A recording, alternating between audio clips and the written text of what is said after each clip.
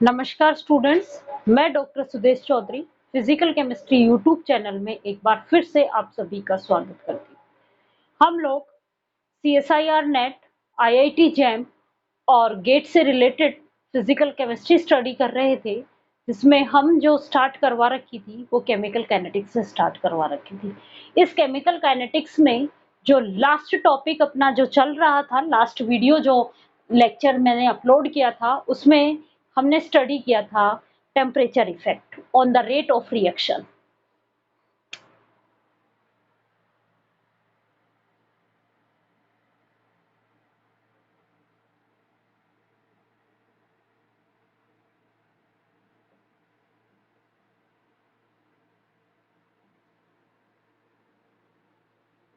आप लोग मेरे साथ साथ जिस तरीके से मैं बोलती जा रही हूँ, वैसे आप नोट्स बनाते जाओगे तो आप लोगों को आसानी से समझ में आएगा। तो आप लोग मेरे साथ साथ नोट्स बनाइए। हम लोग जो इसमें पढ़ रहे थे वो लास्ट वीडियो लेक्चर में हमने पढ़ा था effect of temperature on the rate of reaction.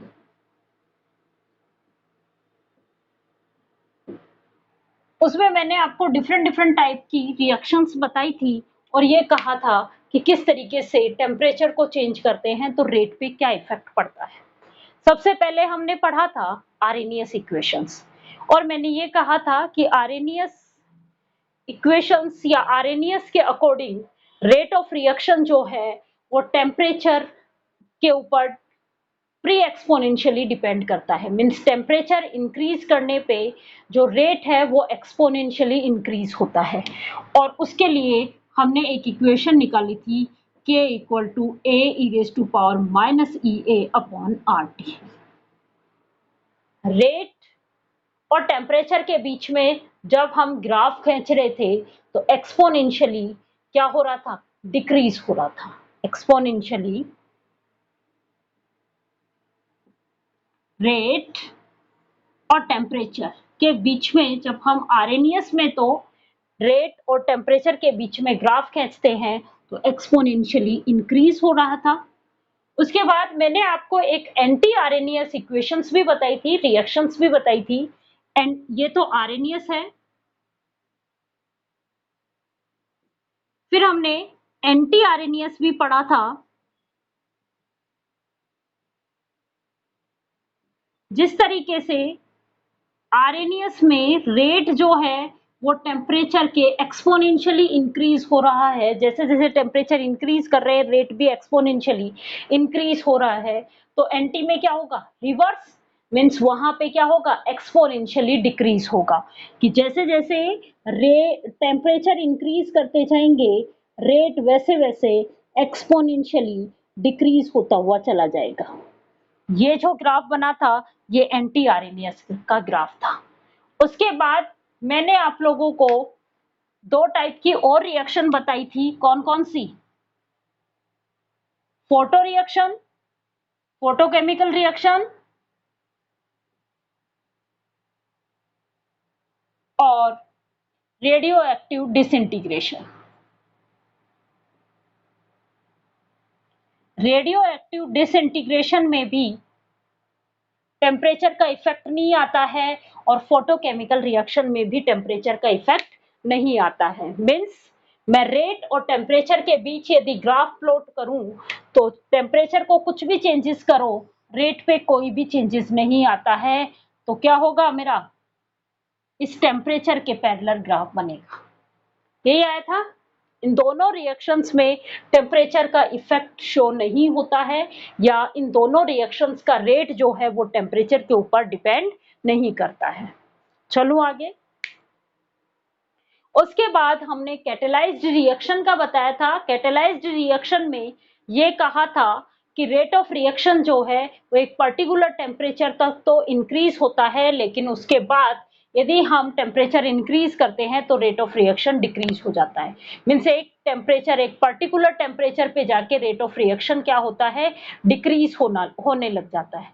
उस टेम्परेचर को ऑप्टिमम टेम्परेचर कहा था और ग्राफ हमारा जो बना था वो कुछ इस तरीके से बना था। एंजाइम कैटेलाइज्ड और कैटेलाइज्ड रिएक्शन, पहले टेम्परेचर और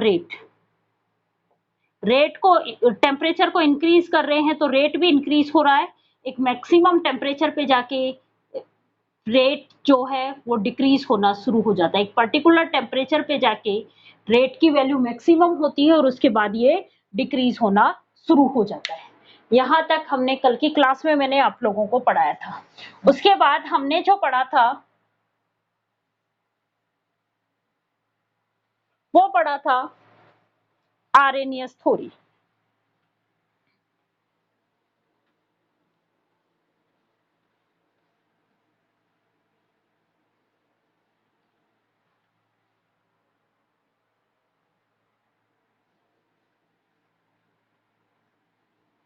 हमने एक टेम्परेचर कोफिशिएंट बताया था आपको,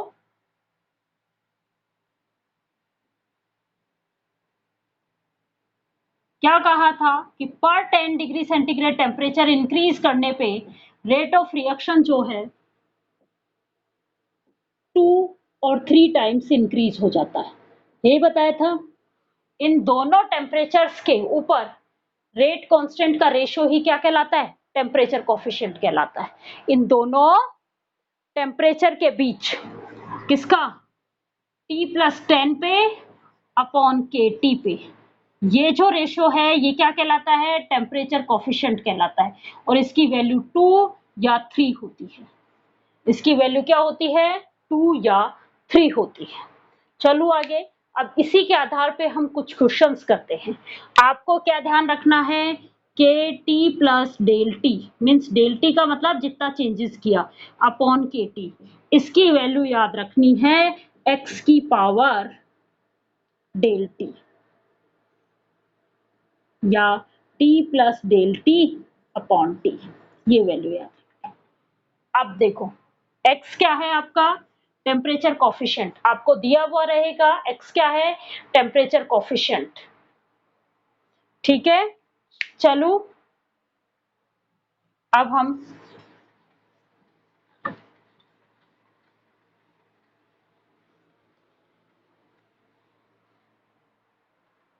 graphical analysis of Arrhenius equation.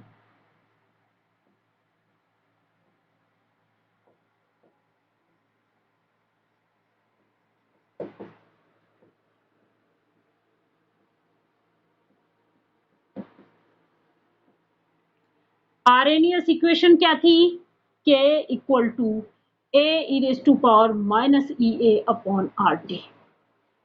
3 graph बताए थे, पहला ग्राफ बताया था रेट वर्सेस टेम्परेचर, कैसा आया था कि टेम्परेचर को इंक्रीज करने पे रेट ऑफ रिएक्शन भी एक्सपोनेंशियली इंक्रीज हो रहा था। दूसरा ग्राफ कैसा बताया था, रेट वर्सेस 1 अपॉन टी के बीच में ग्राफ, यही बताया था, रेट वर्सेस 1 अपॉन टी के बीच में ग्राफ बताया था। Ln rate versus 1 upon T के बीच में कैसा ग्राफ आया था, 1 अपॉन टी और एलन के या एलन रेट, एक ही बात है। चलो आगे, उसके बाद एलन के और EA के बीच में भी एक ग्राफ था, एलन के वर्सेस EA के।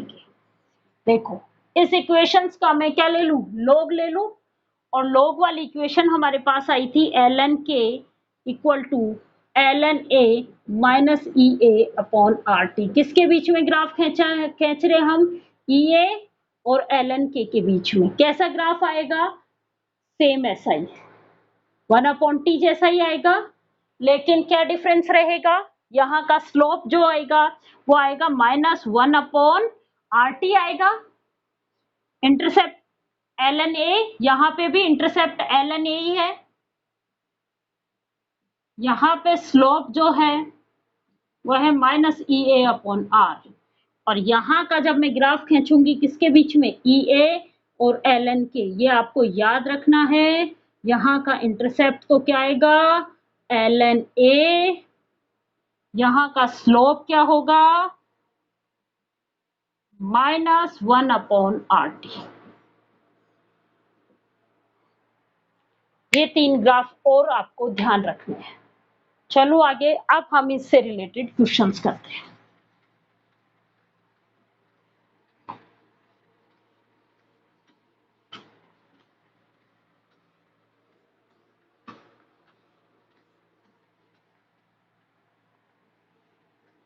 पहला टेम्परेचर कोफिशिएंट के ऊपर ही बेस्ड क्वेश्चंस है।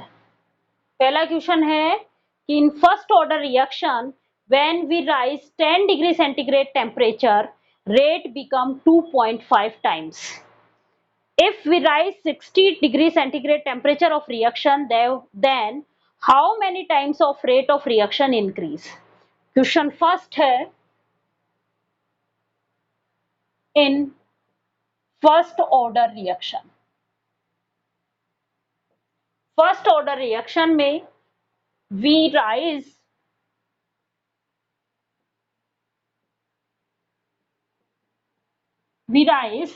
10 degree centigrade temperature, then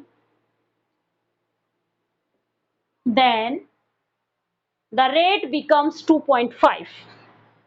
Then the rate becomes 2.5 times. ठीक है।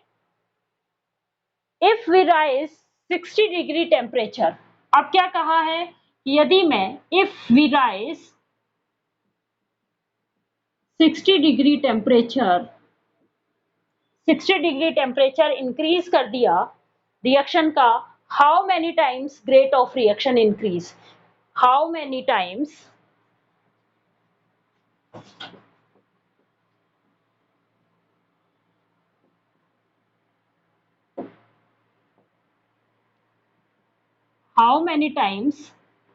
increase rate of reaction. Temperature effect पर 10 डिग्री हमने देख लिया था, और मैंने क्या बताया था आपको, K T plus del T upon K T, इसकी वैल्यू होती है x की power T plus del T upon T. यहाँ टी क्या है, 10 डिग्री सेंटीग्रेड। टी क्या है, 10 डिग्री सेंटीग्रेड टेम्परेचर। यही दिया हुआ है कि पर 10 डिग्री सेंटीग्रेड टेम्परेचर इंक्रीज करने पे x की वैल्यू क्या आ गई, 2.5 टाइम्स। क्या था x आपका, टेम्परेचर कोफिशिएंट, याद करो। पर 10 डिग्री सेंटीग्रेड टेम्परेचर चेंज करने पे जो आपका रेट में चेंजेस हो रहा था उसी को तो आपने केटी बोला था। ध्यान, वो टेम्परेचर कोफिशिएंट कहा था के T plus 10 upon K T, और इसको आपने क्या कहा था, टेम्परेचर कोफिशिएंट, जो 2 और 3 के बीच में आ रहा था। ठीक है, 2 और 3 के, तो हमें क्या दे दिया, ये टेम्परेचर कोफिशिएंट कितने टाइम, 2.5 टाइम्स इंक्रीज हो रहा है। तो x की वैल्यू मिल गई बेटा हमें 2.5, x की वैल्यू मिल गई, क्या है x, 2.5। T plus del T कहां तक राइज किया मैंने, 60 डिग्री तक। कहां तक राइज कर दिया, 60 डिग्री तक। तो T प्लस डेल टी क्या है आपका, 60 degree. T plus del T क्या है, 60 डिग्री। निकाल लो, K T plus del T upon K T क्या आएगा, x क्या है, 2.5। इंक्रीज, जितना इंक्रीज होगा वो बता देगा, किससे निकालते हैं, 2.5। टी प्लस डेल टी कितना है, 60, और ये क्या है, 10, 0 से 0 क्या आया, 2.5 की पावर 6। वैसे भी कॉमन सेंस की बात है कि पर 10 डिग्री सेंटीग्रेड टेम्परेचर पे कितना राइज हो रहा है, 2.5।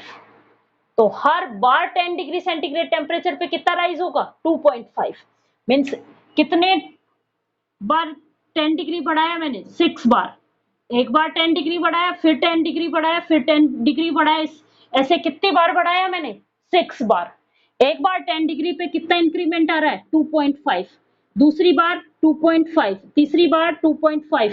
मीन्स इस तरीके से कितना बार बढ़ रहा है 6 बार, तो आपका क्या आ जाएगा 2.5 की पावर 6। कॉमन सेंस का क्वेश्चन था, अब यहीं से देख के कर लेते हैं।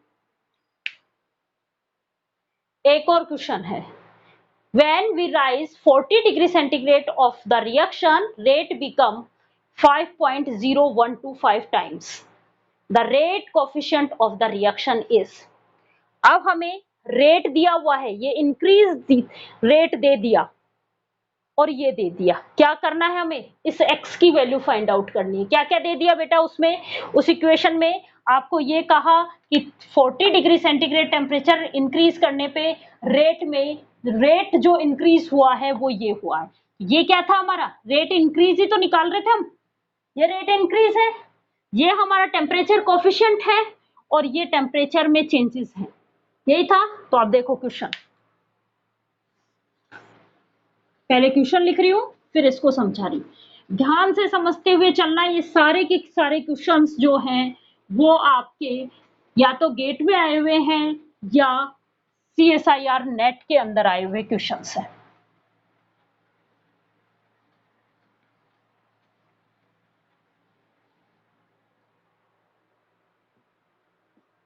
क्या क्वेश्चन है,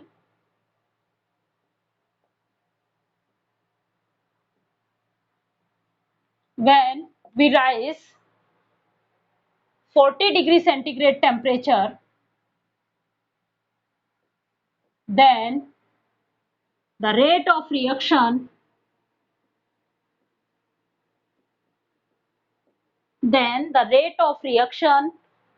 becomes या increase 5.0125 times, 5.0125 टाइम्स, ये दे दिया आपको।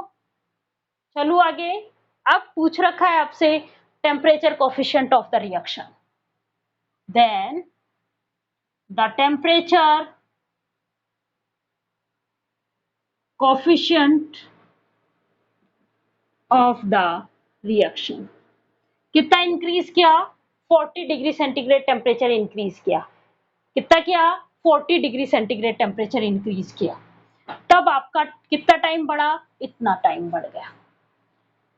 कितने से करते हैं हम, पर 10 डिग्री सेंटीग्रेड टेम्परेचर चेंजेस किए जाते हैं। देखो आप, जो आपने K T plus del T upon K T क्या फाइंड आउट किया था, x इसकी power T plus del T upon T, ये जो टी है ये 10 डिग्री लेके चल रहे थे हम, तो क्या हुआ, टी प्लस डेल टी तो हमारा कितना है 40 और ये टी क्या है 10 डिग्री, यही है। ये क्या दिया हुआ है हमारे पास 5.0125 टाइम्स, रेट ऑफ रिएक्शन जो है वो हमारा कितना हो गया 5.0125 टाइम्स। हमें क्या निकालना है, टेम्परेचर कोफिशिएंट निकालना है, हमें क्या निकालना है, टेम्परेचर कोफिशिएंट निकालना है, x की वैल्यू ये क्या है 5.0125 इक्वल टू x 40 अपॉन 10, 10 से 10 कैंसिल आउट, क्या करोगे 5.0125 किसके इक्वल आया, x की पावर 4, किसकी वैल्यू फाइंड आउट करनी है बेटा, x की। इस x की वैल्यू फाइंड आउट करने के लिए आपको क्या करना पड़ेगा, लॉग लेना पड़ेगा, लॉग ले लो।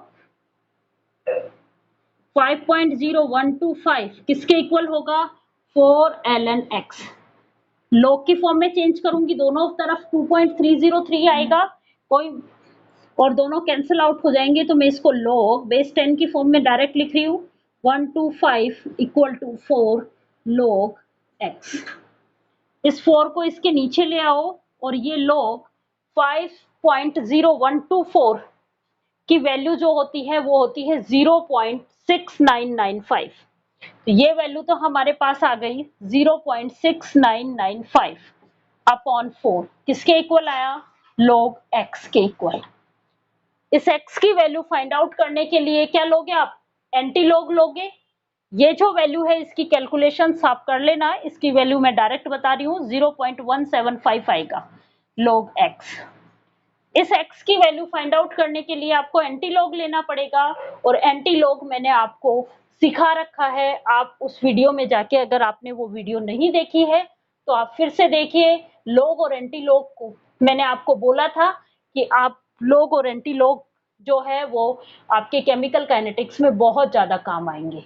तो वहां से आप एंटी लॉग की वैल्यू निकालना सीख लीजिए और एक्स की जो डायरेक्ट वैल्यू आएगी वो आप यहां पे निकाल लीजिए। एंटी लॉग 0.175 की वैल्यू फाइंड आउट कर लीजिए आप। इस तरीके से आपको वैल्यू